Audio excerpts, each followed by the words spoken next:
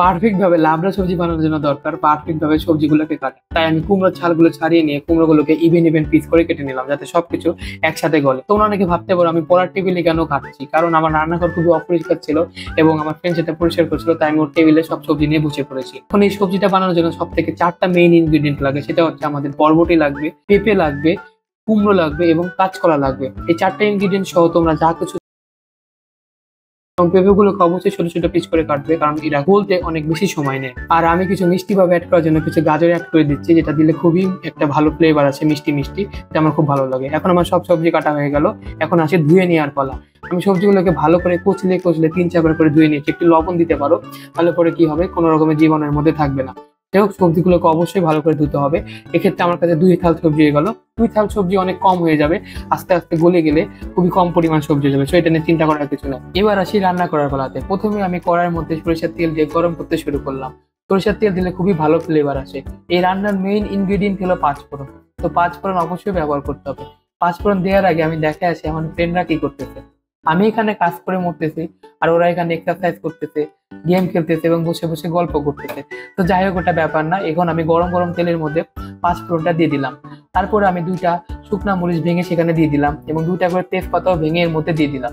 এগুলো দেওয়ার উদ্দেশ্য হচ্ছে যে এই তরকারিটার মেইন ফ্লেভারটা এখান থেকে আসে, এটা অবশ্যই ব্যবহার করতে হবে, না হলে তরকারিতে স্বাদ পাওয়া যাবে না। তখন পাঁচফোড়ন থেকে একটা সুন্দর গন্ধ বেরোতে শুরু করলো, তখন আমি তরকারিগুলোকে কড়াইয়ের মধ্যে দিয়ে দিলাম। এরপরে একটা মজার ঘটনা ঘটে। এই তরকারিগুলো দেওয়ার সময় তেলগুলো ছুটে ছুটে হাতে লাগছিল, তো সবাই মিলে আওয়াজ করতেছিলাম আমরা। তো পরে 2 চামচের মতো হালকা করে লবণ অ্যাড করে দিলাম, যাতে করে তরকারিগুলো তাড়াতাড়ি ভাজা হয়। তারপর আমি তরকারিগুলোকে ভালো করে নেড়ে একটু ভেজে নিলাম। মিনওয়াইল যখন সবজিগুলো ভাজা হচ্ছে, তখন আমি সবজির যে কাটা কোটা ময়লাগুলো ছিল সেগুলো ফেলতে গেলাম। আসলে লাইফে মাল্টিটাস্কিং খুবই দরকার। আমরা যেহেতু মেডিকেল স্টুডেন্ট, তো অবশ্যই সময়ের সদ ব্যবহার করতে হয়। তো এখন আসি মশলা বানানোর বেলায়। তরকারি ভাজা হতে হতে আমি মশলাগুলোকে প্রিপেয়ার করে নেব। তো আমার কাছে ব্লেন্ডার ছিল না, এর জন্য আদাগুলোকে কেটে নিয়ে খেতে করার জন্য আমার ফ্রেন্ডকে বললাম। আমার বাসায় কোনো পাটাপুতো নেই, তো ডাম্বেল নিয়ে আসছে এই কাদাগুলো থেতো করার জন্য। পরে আমি বললাম ছুরি দিয়ে কর, মাথা মোটা বুঝতে পারতেছে না যে কোন অংশ দিয়ে করবে। হ্যান্ডেল দিয়ে, হ্যান্ডেল দিয়ে তো করতেছি, এটা এরকম না, ছাগল থাকার এরকম এইরকম এইরকম। ওর শরীরে যে অসুরের শক্তি আছে, ওই শক্তিতে একদম ভালো করে থেতে করে ফেললো। আমার কাছে মশলার জন্য আদা প্রস্তুত হয়ে গেল। মশলাটা বানানোর জন্য আমি একটা বাটি নিয়ে নিলাম। বাটির মধ্যে আমি আদাগুলো দিয়ে দিলাম। আদার পাশাপাশি হলুদের গুঁড়ো 1 চামচের মতো করে, তারপরে 1 চামচ ধনে গুঁড়ো, তারপর হচ্ছে লাল মরিচের গুঁড়ো 1 চামচ, তারপরে 1 চামচের মতো জিরে গুঁড়ো। তাতে অল্প করে জল দিয়ে ভালো করে মিশিয়ে মশলাটা প্রস্তুত করে নিলাম। আপনারা অবশ্যই খেয়াল রাখবেন আদাগুলোকে পেস্ট করে দেওয়ার জন্য, না হলে খাওয়ার সময় মুখে পড়তে পারে। তো আমার কাছে যেহেতু ব্লেন্ডার ছিল না, এই জন্য আমি খেতে করে ব্যবহার করেছি। আপনারা অবশ্যই পেস্ট করে ব্যবহার করবেন। এখন আমি মশলাগুলোকে সবজির ভেতরে দিয়ে সুন্দর করে মিশিয়ে রাখলাম। তারপরে ভালো করে সবজিগুলোকে 5 মিনিটের মধ্যে কষাইতে হবে। তখন সবজিগুলো ভালো করে মশলার সাথে মিশে যাবে, তখন আমি একটু ঢাকা দিয়ে কিছুক্ষণের জন্য রেখে দিলাম। পরে মনে হচ্ছে যে আমি তো কাঁচা লঙ্কাই দিইনি, ঝালই হবে না। আসলে কাঁচা লঙ্কাগুলোকে কষানোর আগেই দেওয়া উচিত। তো কি আর মনে ছিল না, কাঁচা লঙ্কাগুলোকে আমি কষানোর পরই এর মধ্যে দিয়ে দিলাম এবং এই স্বাদটাকে ব্যালেন্স করার জন্য আমি চিনি দিয়ে দিলাম এবং ঢেকে রেখে দিলাম।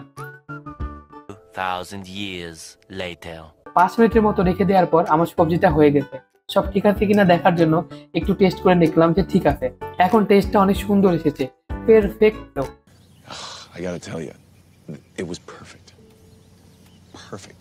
Everything, down to the last minute details. তারপরে আমি লাস্ট ইনগ্রিডিয়েন্ট ঘি দিয়ে দিলাম। ঘিটা অবশ্যই ব্যবহার করতে হবে, যেহেতু নিরামিষ লাবড়া তরকারি।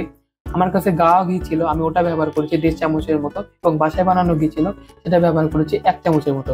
টোটাল 2.5 চামচের মতো ঘি ব্যবহার করেছি। সাথে 1/2 চামচের মতো গরম মশলা দিয়ে শেষবারের মতো আমি তরকারিগুলোকে একবারের জন্য ঢেকে দিলাম।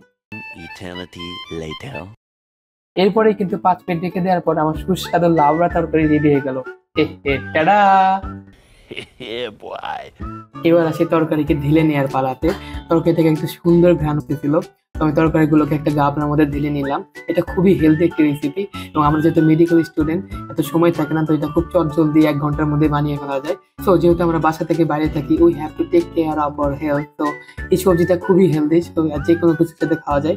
তো আমি আমার বাসায় পরোটা ছিল, এই পরোটাটা বের করে নিলাম পরোটার সাথে খাওয়ার জন্য এটাকে। তো 2 পিসের মতো পরোটা বের করেছি, ভাজার জন্য আমি কড়াইতে দিয়ে দিলাম। পরোটাতে একটু হলুদ রং এসেছে, কারণ হচ্ছে আমি এখানে তরকারি তৈরি করেছি, যেন একটা হলুদ ভাব আসে। তো পরোটার মধ্যে সেই ফ্লেভারটা অ্যাবজর্ব হয়ে যাবে, এটা কোনো ব্যাপার না। বাট আমি মেস্ট আপ করতেছি, বারবার পরোটা পড়ে যাবে, এবং এটা নরম হয়ে গিয়েছিল। এই জন্য হচ্ছে একদম জড়াই গেছে একে অপরের সাথে। আমি আবার দিতেও পারিনি ভালো করে, একদম পুরাপুরি লবডঙ্ক হয়ে গেছে। অনেক চেষ্টা করার পর এটাকে আমি সোজা করতে পারলাম না। পরবর্তীতে একটা চামচ এর উপর সার্জারি করার চেষ্টা করলাম, বা সার্জারি করে কোনো লাভ হলো না, ছিঁড়ে যাচ্ছিল যেহেতু নরম ছিল। তো আই অ্যাকসেপ্ট মাই ফেট, আমি এইভাবে এটাকে ভাজা শুরু করলাম, কেয়ার করা, আবার ঢাল গেল পড়ে। It was at this moment that he knew. He f***ed up.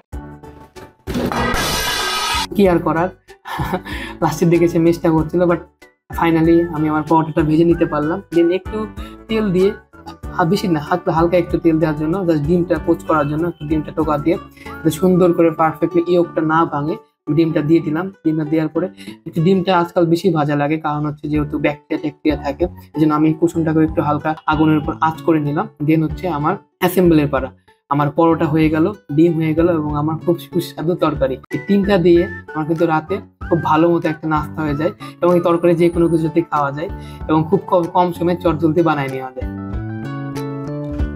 তখন আমি বসে টেবিলে বসে খাবো, এবং হচ্ছে আমার কিছু পড়ালেখা রিভিউ আছে, সেই রিভিউগুলো এখানে করবো। সো অ্যাজ এ নবী আমাকে ক্ষমা সুন্দর দৃষ্টিতে দেখবেন।